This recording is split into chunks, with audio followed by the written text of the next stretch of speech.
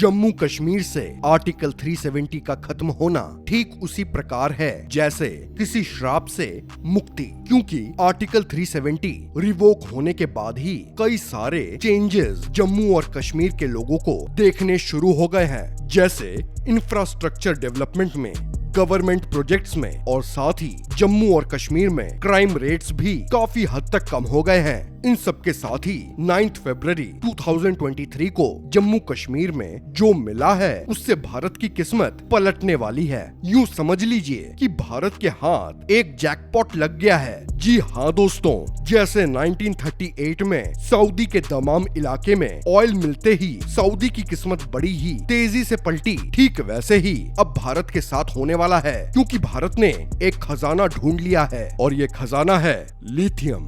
भारत को जम्मू और कश्मीर के रियासी डिस्ट्रिक्ट में पूरे 34 ट्रिलियन रुपए का लिथियम रिजर्व मिला है। लेकिन यहाँ एक प्रॉब्लम और है, वो ये कि जैसे ही भारत ने इसकी अनाउंसमेंट की तो जैश ए मोहम्मद ने ये धमकी दे डाली कि जो भी इस रिजर्व को एक्सकवेट करने की कोशिश करेगा हम उसे खत्म कर देंगे। इसके साथ ही दूसरी प्रॉब्लम भारत के लिए ये है कि एक अनुमान के अनुसार अमेरिका भी इस अनाउंसमेंट के बाद भारत के साथ एक जॉइंट ऑपरेशन के तहत लिथियम से होने वाले प्रॉफिट को शेयर करने की तैयारी में जुट गया है। सो करेंटली बड़े बड़े देशों की नजर इस वक्त भारत पर ही है। भारत के जियोलॉजिकल सर्वे ऑफ इंडिया को 5.9 मिलियन टन का लिथियम रिजर्व मिला है और इससे पहले भारत को लिथियम के लिए चाइना से 8,000 करोड़ का लिथियम इंपोर्ट करना पड़ता था। इस पूरे मुद्दे पर रोचक बात तो ये है कि अगर आर्टिकल 370 रिमूव नहीं होता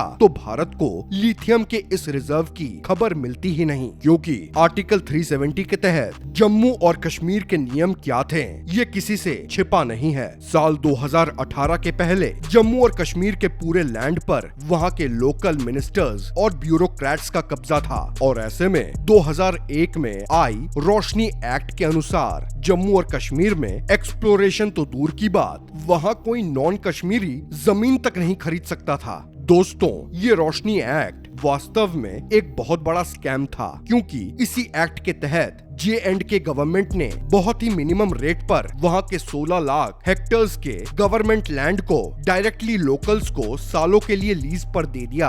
यानी कि जम्मू एंड कश्मीर गवर्नमेंट ने पूरे 25,000 करोड़ का लैंड लीज के लिए ओपन किया था, लेकिन वास्तव में गवर्नमेंट ने 16 लाख में से सिर्फ 6 लाख हेक्टर्स लैंड को ही लीज पर अवेलेबल कराया, जिसकी कीमत 317 करोड़ थी और इस डील के बदले J&K गवर्नमेंट को सिर्फ 76 करोड़ ही हासिल हुए, बाकी के 241 करोड़ सीधे वहां के नेताओं की जेब में। लेकिन फिर 2018 में इस एक्ट की आड़ में चल रहे स्कैम की जांच की गई और उस वक्त के गवर्नर सत्यपाल मलिक ने तुरंत इस एक्ट से जुड़े केस पर एक्शन लिया और 2020 में हाई कोर्ट ने भी इस एक्ट को इलीगल और अनकॉन्स्टिट्यूशनल डिक्लेयर कर दिया और फिर अगले ही साल भारत सरकार ने आर्टिकल 370 को भी रिमूव कर दिया, जिससे वहां का लैंड सभी के लिए ओपन हो गया। एक स्टडी के अकॉर्डिंग इन इलाकों में लिथियम पाए जाने की हाई प्रोबेबिलिटी थी और जैसा कि हम सभी जानते हैं कि भारत को लिथियम के लिए हर साल चाइना से 8,000 करोड़ का इंपोर्ट करना पड़ता था,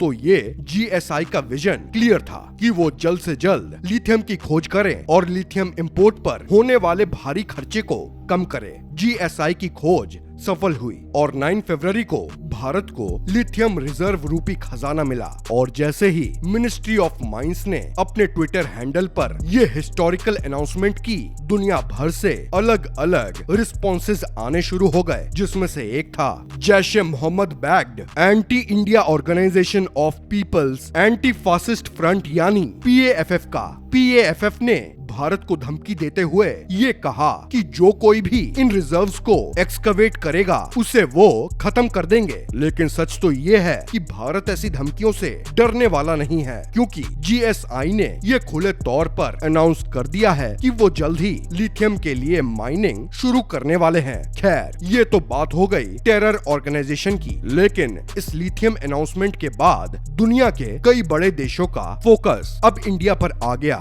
सबसे पहले तो US का, यूएस का जिक्र पहले इसलिए क्योंकि अनाउंसमेंट के ठीक दूसरे दिन यूएस ने अपने एनर्जी एनवॉयस को भारत के लिए रवाना कर दिया था। दरअसल यूएस में लिथियम की डिमांड काफी तेजी से बढ़ रही है। इसका अंदाजा आप इसी से लगा सकते हैं कि यूएस की डिमांड का 90% इंपोर्ट अर्जेंटीना और चिली फुलफिल करता है। मतलब यूएस इन कंट्रीज पर ओवर डिपेंडेंट हो चुका है और यूएस इसी प्रॉब्लम को सॉल्व करने के लिए भारत की ओर अपना रुख कर रहा है। साफ तौर पर कहें तो यूएस लिथियम इंपोर्ट को कम करना चाहता है और सेल्फ रिलायंस बनना चाहता है, जिसके लिए वो ज्यादा से ज्यादा इन्वेस्टमेंट माइनिंग से लेकर लिथियम प्रोडक्शन में करने की तैयारी कर रहा है। और ऑफ कोर्स इंडिया के ये रिसोर्सेस उसके लिए एक सुनहरा अवसर है। यही कारण भी है कि उसने अपने एनर्जी रिसोर्सेज असिस्टेंट सेक्रेटरी को इनवॉय के तौर पर भारत भेजा है और ये इनवॉइस लिथियम के लिए ही आ रहा है। ऐसा मैं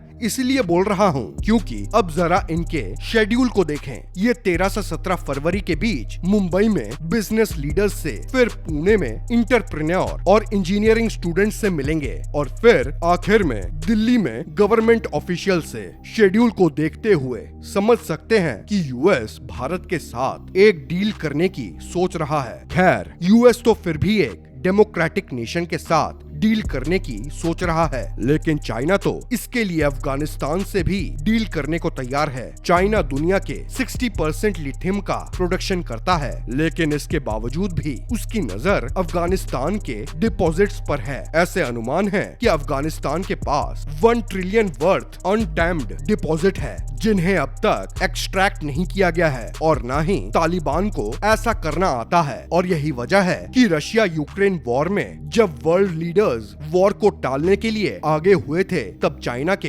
रिप्रेजेंटेटिव्स तालिबान के साथ डील करने के इरादे से अफगानिस्तान गए थे। ऑब्वियसली चाइना का मोटिव क्लियर है, वो किसी भी तरह से लिथियम मार्केट को अपने काबू में करना चाहता है। लेकिन लिथियम में ऐसा है क्या जिसके पीछे दुनिया के बड़े बड़े देश पड़े हुए हैं? दरअसल दोस्तों, लिथियम की 3 मेन क्वालिटीज हैं जो कंबाइन होकर इसे इतना स्पेशल बनाती है कि इसे व्हाइट गोल्ड भी कहा जाता है। पहला है लिथियम का लाइट वेट, जो सिर्फ परफेक्ट व्हीकल बैटरी एलिमेंट बनता है। दूसरा है उसका हाईली रिएक्टिव प्रॉपर्टी, जो बेसिकली फास्ट चार्जिंग में मदद करता है। और तीसरी है उसका लो सेल्फ डिस्चार्ज, जिससे बैटरी लंबा टिकता है। लिथियम का इस्तेमाल इलेक्ट्रिक व्हीकल्स, स्मार्टफोन्स, लैपटॉप और मिलिट्री मिसाइल में किया जाता है, जिसके साथ ही माइक्रोवेव में सेरेमिक के बर्तनों को टूटने से बचाने के लिए और मेंटल हेल्थ के पेशेंट के मूड को स्टेबलाइज करने के लिए भी इसका इस्तेमाल किया जाता है।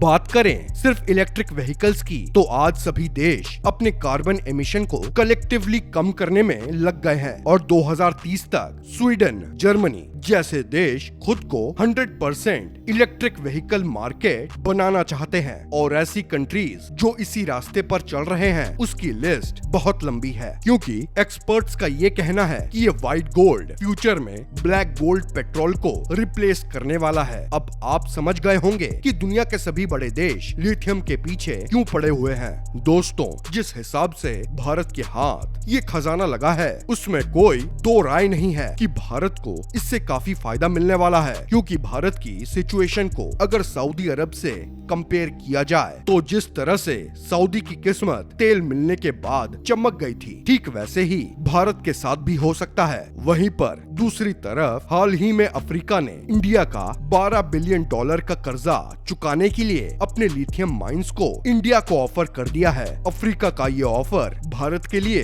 दूसरे खजाने से कम नहीं है। तो दोस्तों, इस वीडियो के माध्यम से आपने जाना कि कैसे भारत को J&K में लिथियम रिजर्व मिला है और कैसे इस रिजर्व की वजह से दुनिया भर के देशों की नजर भारत पर है। उम्मीद है कि आपको ये वीडियो पसंद आई होगी। वीडियो को लाइक तथा शेयर करें और अगर अब तक आपने हमारे चैनल को सब्सक्राइब नहीं किया है तो इसे सब्सक्राइब अवश्य करें। धन्यवाद।